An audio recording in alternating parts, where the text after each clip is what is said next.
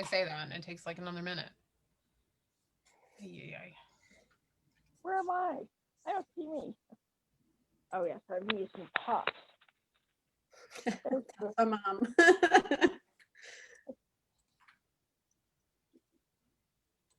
Okay. Well, we're moving and grooving, it looks like.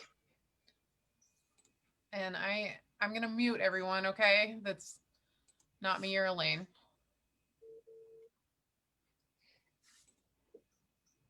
Okay, well, Elaine, are you all set? I'm all set. I'm Okay, well, ready. thank you so much for joining us. This is the Friends of Haystack Rock, World of Haystack Rock Library Lecture Series. We are so excited for you all to join us. Today we have Elaine Trucke, who is from the Cannon Beach History and what is it? I'm drawing a blank now. Cannon Beach History Center and Museum. Sorry. Okay. And she is here to talk to us about Haystack Rock, which is one of our very favorite topics. She's been with the museum for over 10 years and, has been in Cannon Beach and the North Coast for much longer. It's a fantastic museum if you've never been to it, just off of Sunset here in Cannon Beach. It has fabulous lectures, fabulous events, and some really cool displays too. So definitely check it out. A few things before we get started. The Friends of Haystack Rock is excited to announce that 2021 is the year of the puffin.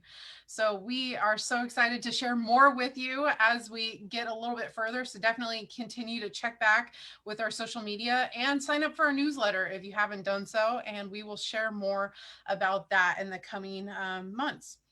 So we also have our photo contest, which just started the other day and goes for a couple more months. So check out our newsletter for more information on that. We'll post that on our social media soon as well. And we hope that you can share with us some things that you think that tufted puffins might experience during their winter at sea. So check out the flyer for more information about that.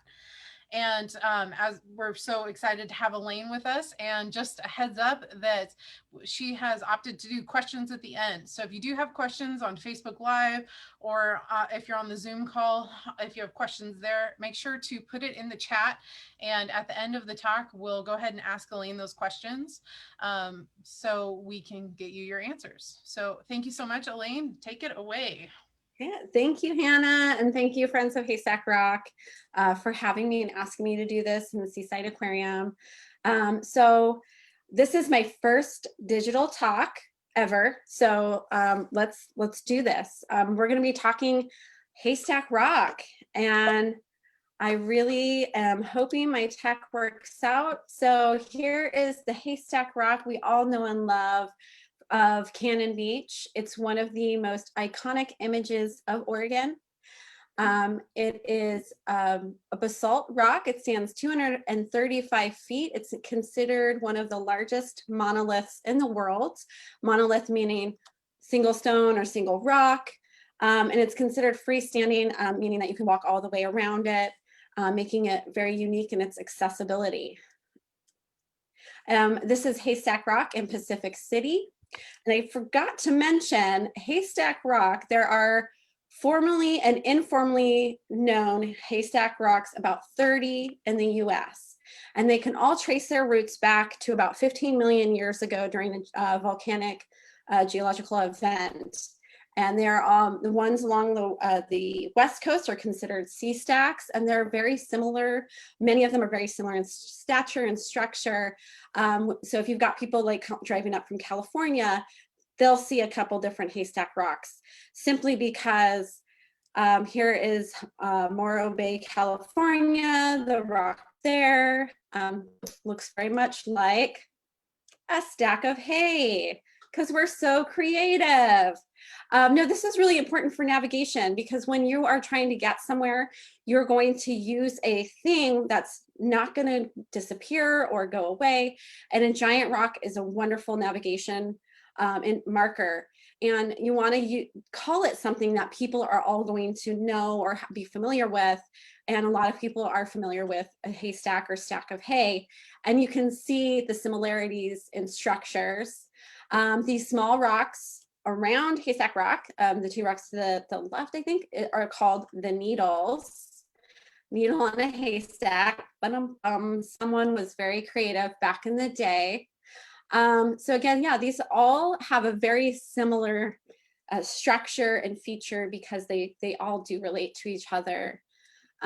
What's interesting, and this just happened a few years ago and was made official in December of 2020 on Google Maps, Haystack Rock in Pacific City is now known as Chief Kawanda Rock.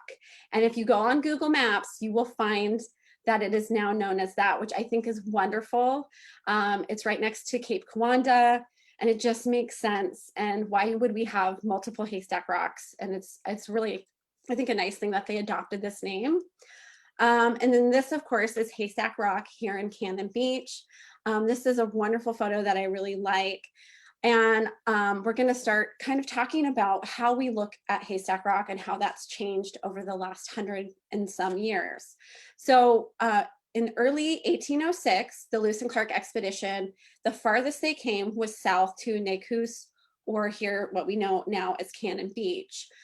They bartered for some whale, which was called Ecola. So they the name of the area became Ecola, and was named that until 1922. People started to settle here kind of in the mid 1800s, but really started to kind of maintain land claims in the late 1800s, early 1900s.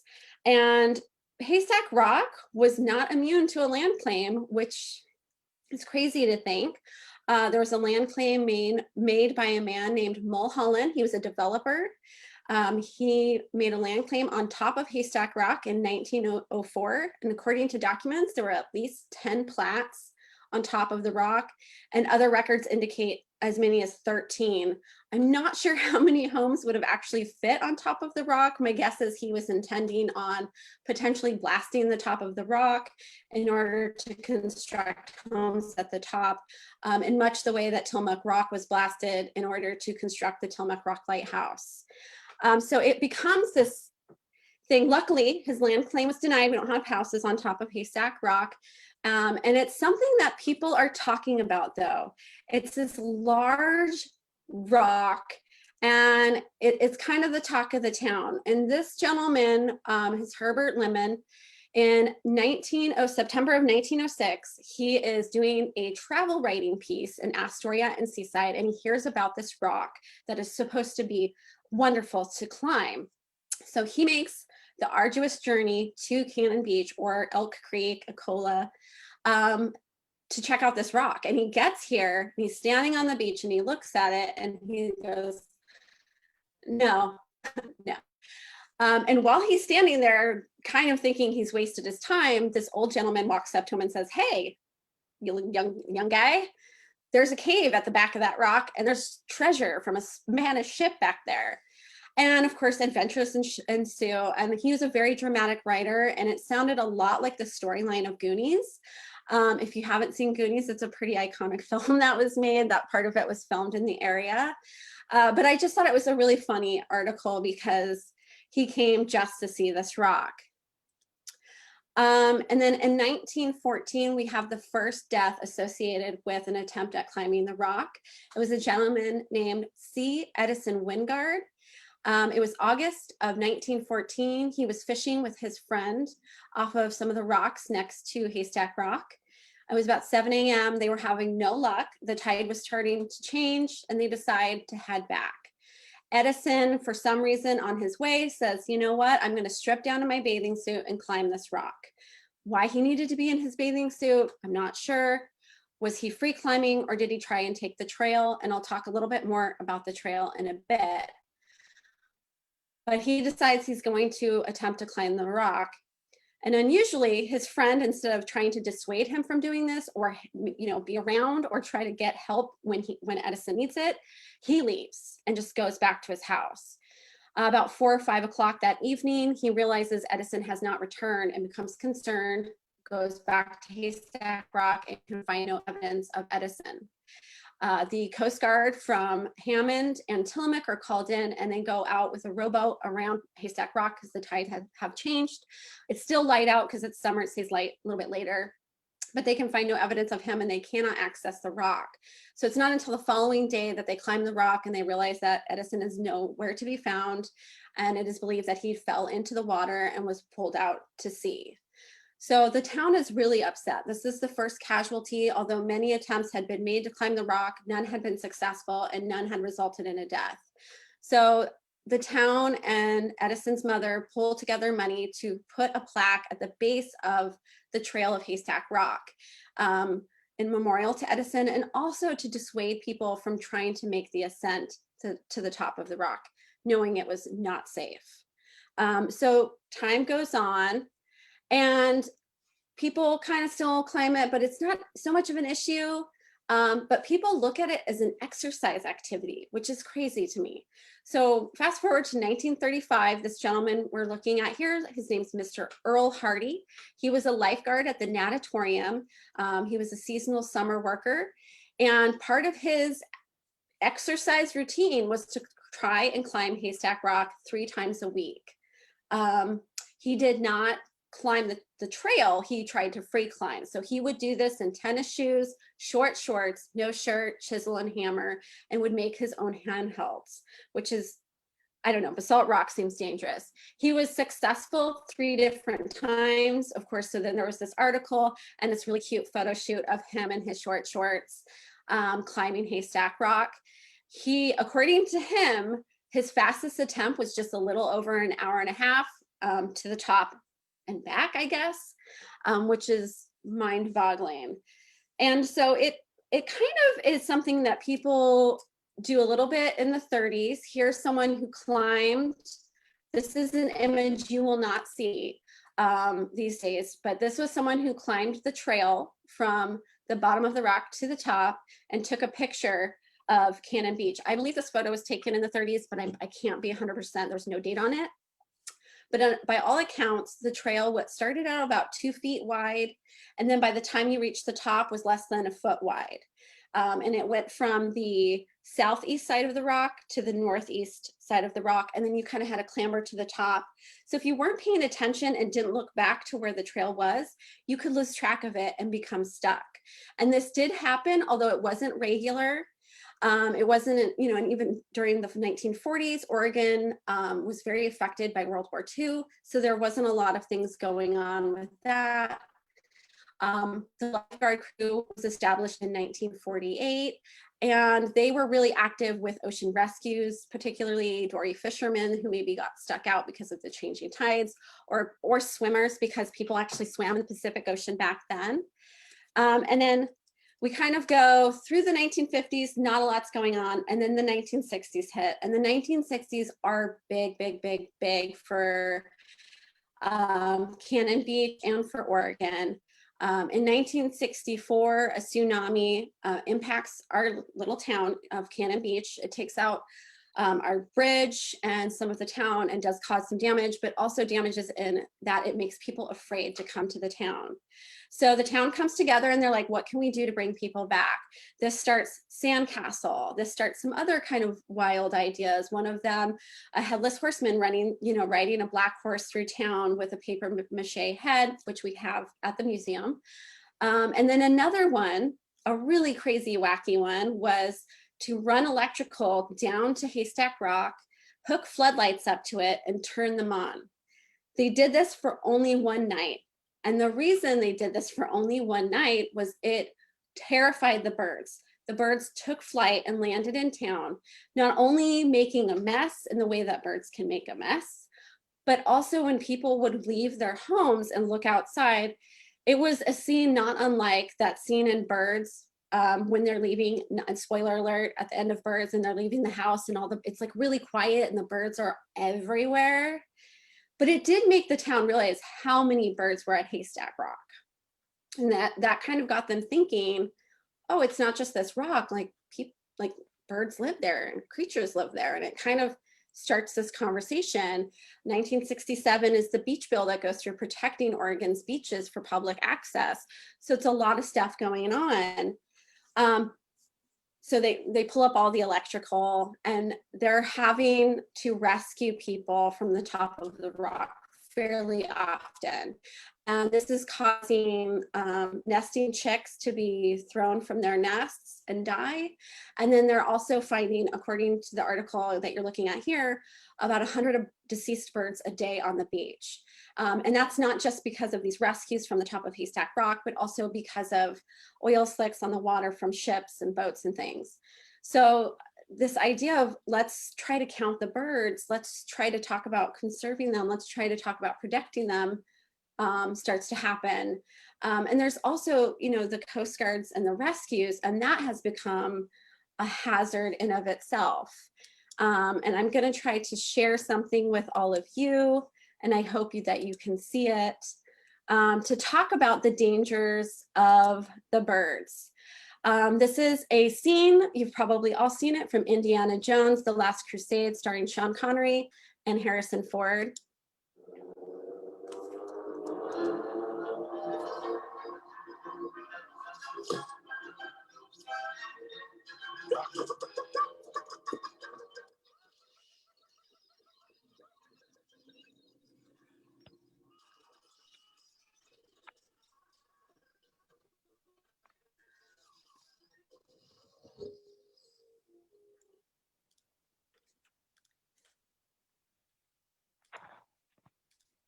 Okay, so that was a very dramatic scene, but I've talked about that before and why it is dangerous. So here's a gentleman who, powered by whiskey, which if I have a little too much whiskey, I'm going to take a nap and eat some snacks. But apparently he decided to climb Haystack Rock. And here he is at the tippity top. He got stuck. He was a young man from Portland. He was rescued by Lieutenant Alexander Klimchuk, and he was the Coast Guard pilot during the 1960s. And he's almost 100% of the time the person that is interviewed about these rescues. You can see these birds, and if you think about that scene in Indiana Jones and how it affects planes or helicopters even, it is very dangerous, not only for the pilots, for the people that are being rescued, but to the destruction it causes the birds as well. And according to records, this was almost a daily activity in the summer. And if you're living in town and this is continuing to happen, it's an annoyance, it's a heavy cost, and it's starting to really upset people. And it's to the point where they're filing reports with the Oregon Fish and Land Bureau Management. So what was state parks before managing the beaches, and they're letting them know, like, this isn't working for us. This is a big concern. And also, to put it in perspective, if any of you guys are familiar with Flight 1549, it was Captain Sully. They made a movie about it. That was also caused by a flock of birds. I believe it was geese. And there's aviation wrecks and are often caused by birds, or not like often, but can sometimes be caused by birds. It's called bird strike. And so it is a genuine hazard and a genuine concern. So of course, suddenly remembered my Charlemagne. And by the way, just a fun fact, that quote was not actually by Charlemagne. It was for the movie, which was great. So fast forward to 1968, and these reports are coming in, these people who are very frustrated about people getting stuck at the rock, on top of the rock. And so the same person who thought it was a really good idea to put dynamite into a stinky, decomposing whale in 1970 in Florence, Oregon, decides, let's just send some dynamite down there and we'll figure it out. So in October of 1968, in the early morning, the crew came down with 10 charges of dynamite and blasted the beginning of the trail off. The town was not told about this. It was very hush-hush. A reporter at the Seaside Signal kind of found out what was happening and rushed down to take pictures. And I hadn't even seen these pictures when I wrote the article in 2011. I just found the report from the Land Bureau of Fish and Wildlife. And then I also found like articles in other newspapers as far away as Philadelphia talking about the shock that someone would dynamite such a huge landmark and blast it for what they felt was no reason. But you know, it was a national wildlife refuge at the time too, which I think is kind of funny or not funny, I don't know. But it puts in this idea of, okay, they've stopped people from climbing the rock as much. It still probably continued to happen. But in 1983, The mains are down at the beach. They're having kind of a day off to bird watch, and people are coming up to them and asking them tons and tons of questions. And they realize people are very interested. And so then we're moving from like this thing to conquer, this annoyance, oh, like a lot of animals live there, to people genuinely being interested in the birds and the tide pools and the wildlife and the entire ecosystem that Haystack Rock is and always was, but we just didn't think about it that way. And so they proposed this idea of interpretation at Haystack Rock. And it's really surprising to me that the state parks wasn't really involved in that too much, as they really do manage the beaches. But Haystack Rock isn't unique, like I mentioned before, in its accessibility to people.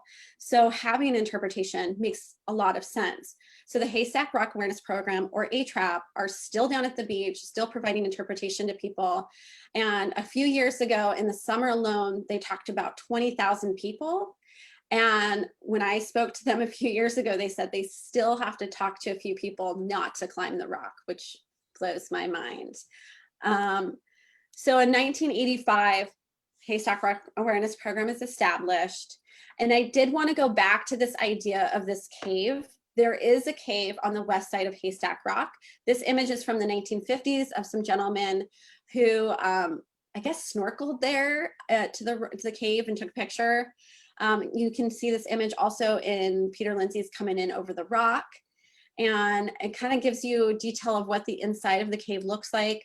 There were some extreme low tides, which is the only time that the cave is accessible, in 2017. And a gentleman allowed me to use this image in my talks of the cave. And it almost looks like it goes all the way through. So I don't know if it technically is a cave or maybe it's a tunnel, but I think it's pretty amazing. Now you're not supposed to go there. So I myself have never been there. It's restricted area because it's protecting the tide pool and wildlife that are not just at the top of the rock, but all over the rock. And so you're not supposed to go there. And me being mean, I listen to the rules. I've never actually gone. But I think it's a pretty amazing thing that not a lot of people know about, because how often is the tide that low? It's not that often. And then this is an image I love of, whoops, sorry about that, Haystack Rock. You can see people walking, people on horseback, people by car, and then obviously a plane. Now, because Haystack Rock is considered a marine reserve and marine garden and a lot of other things, you don't fly this close, so you shouldn't see anything like this ever again, which makes this image so unique to me. And I'm just going to leave it at that. If you don't follow the museum, you can find us on Facebook or Instagram, or find our website at cbhistory.org. And you can always email us to receive our e-newsletter. We send a bi-weekly newsletter with articles and photos and all kinds of things. And I really appreciate everyone tuning in and bearing with me through my first digital non-in-person talk. I really appreciate it. So I'm going to open it up to Q&A. Well, thank you so much, Elaine. That was so interesting. I heard your talk last year, and it's, I was telling those stories to my family right after you told them to me. I was like, I have to tell everybody about all this really cool stuff about Haystack Rock and this incredible place that, so many people love, and so many people come here to see this monolith that I'm pointing out the back window because, it's right over there. It's huge. It's huge. So Tiffany has been monitoring the Facebook. And Tiffany, have you had any questions pop up?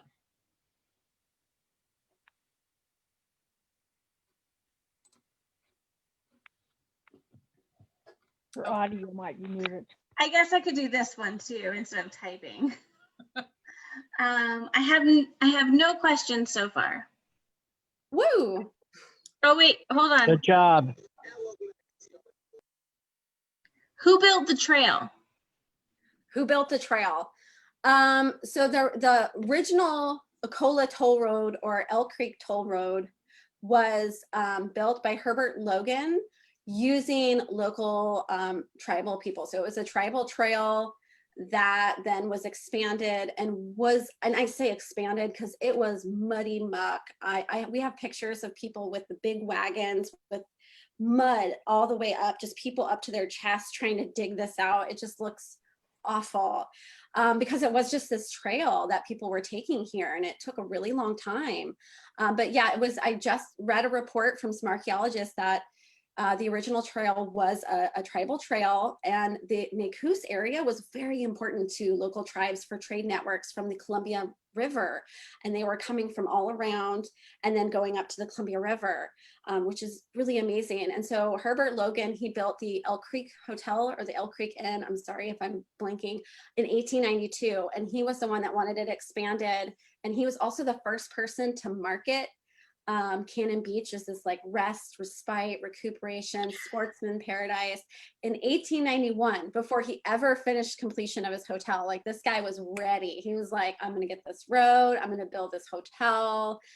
He was on it. And so people did start to come here, but it was really mucky. It was really messy. So someone else asked, was it the blast that created the saddle area, or was that a natural feature? You know, I have images of that feature from before the blast, and before and after, and it looks the same. My guess is they used 10 charges of dynamite, which my understanding is not a lot.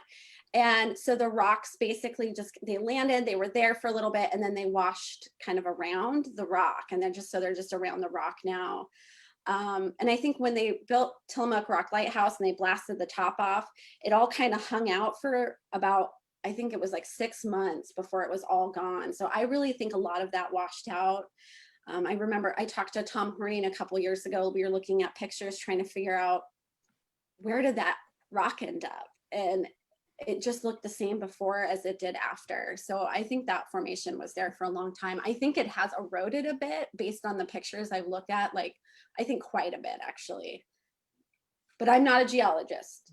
I'm just saying, from my visual peepers, it does look like it's eroded a bit.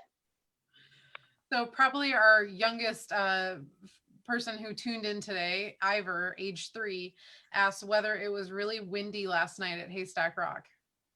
Oh, it was so windy. Yes, Ivor, love history, go for it. Yes, it was windy. I think the birds just kind of settle in and they get all tucked in, but my knowledge of birds is based on Puffin Rock, which Ivor, you've probably seen on Netflix.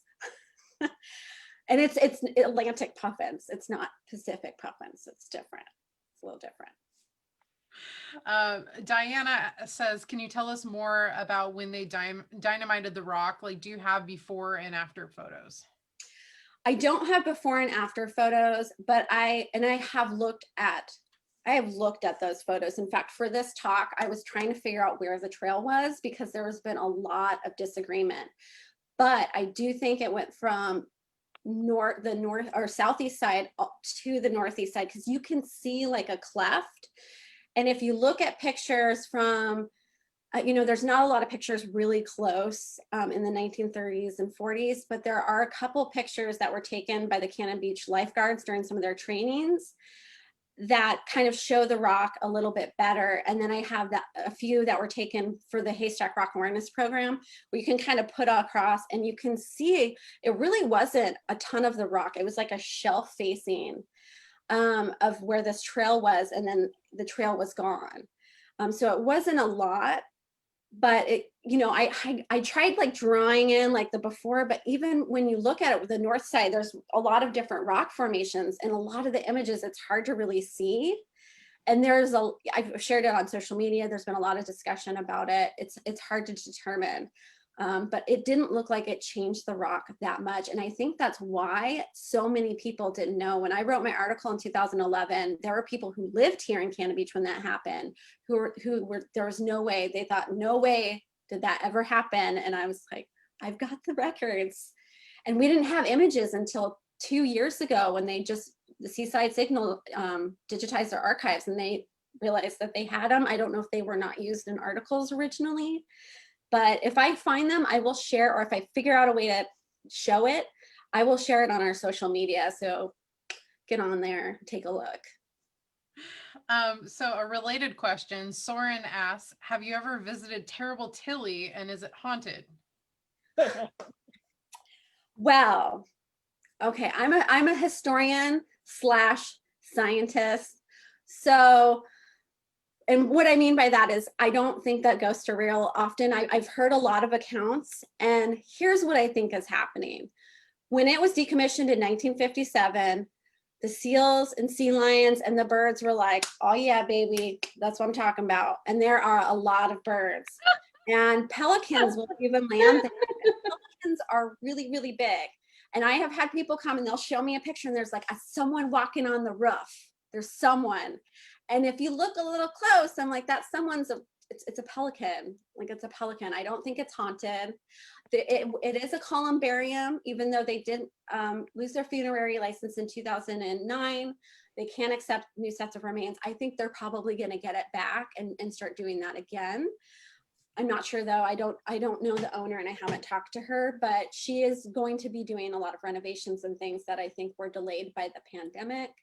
I have not gone out there because the few times I've been on ships, I get really seasick. And I have been asked to do charter boats, and I just to tell people the history as we go around the rock and kind of point and look. I wouldn't be able to do it. And it also, there's so many birds living there that apparently the smell is horrific. And I'm one of those people that I just would be like, oh, trying to talk and tell people stuff and just not liking it at all. But I don't think it's haunted. There were, I think, 2 or 3 deaths associated with the rock. Wait, maybe 4 or 5 actually. And then there was a shipwreck. You know, whatever you believe. What do you think? Next question. Well, that's kind of it for the questions that I'm seeing on Facebook right now. So thank you so much, Elaine. And Thank you guys. so how can people find out more about you and the awesome museum that they should all visit? You go to our website, go to our Facebook, our Instagram. I'm really terrible with Twitter because, as you can probably tell from my talk, I'm not concise enough to make that work. But you can go on there, and I'm always posting. We do try to do a Tilly Tuesday as often as we can. And we do try to keep everyone up to date on if there's renovations or anything going on, and just sharing the history of Cannon Beach, Arch Cape, and Oregon. Sometimes people send me interesting photos of Oregon, and we'll talk about dating them and how you date them, and then I'll share that on social media too. So you get to see like things like the construction of Multnomah Falls and things like that are really fun. So find us online, subscribe to our newsletter, become a member, and support us because we're a private nonprofit, and that really helps. And I want to thank my family for tuning in because they've never seen my talk. Well, thank you so much. And you all have a great night. Thank you for tuning into the Friends of Haystack Rock World of Haystack Rock Library Lecture Series. We'll have another talk next month, and we look forward to chatting with you all on Facebook more about Elaine's incredible talk and so much more about Cannon Beach. So thank you all. Have a good evening. Thank you. Have a great night, everybody. Mwah. Thank you, honey.